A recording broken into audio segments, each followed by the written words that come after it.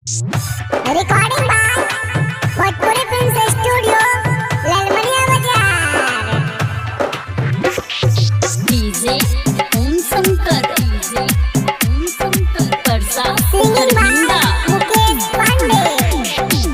सुनाए सखी हमरा सोइया के खेला हमरो के बहु देऊ तंग करेला। रातिया में जब तक कमर धरेला यहाँ से सखी बहुते दर्द करेला। रातिया में जब जब मर्द करेला। सुनाए सखी हमरा सोइया के खेला रातियों में जब कमर धरेला। राती में जब जब मर्द करेला यहाँ से सखी बहुते दर्द करेला। राती में जब जब मर्द करेला।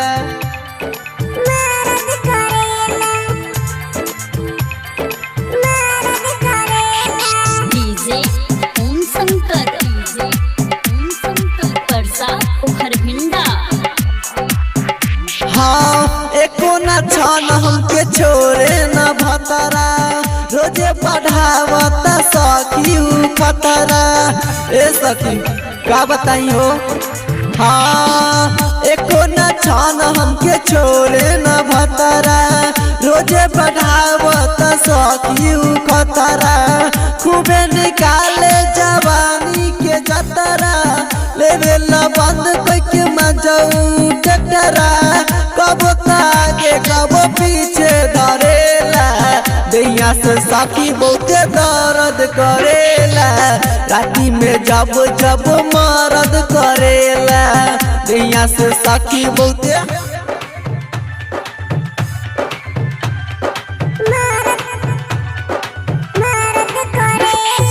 डीजे ओम शंकर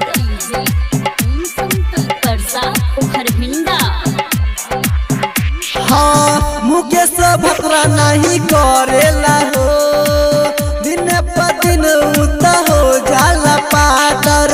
का बताइए सखी सुना मुकेश भकरा नहीं करेला हो दिन पर दिन उता हो जाला पातर। माने न बतिया कितनो बताई खाली बोलेला सूरज चढ़ाई।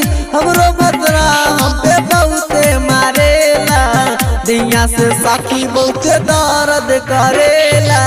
राती में जब जब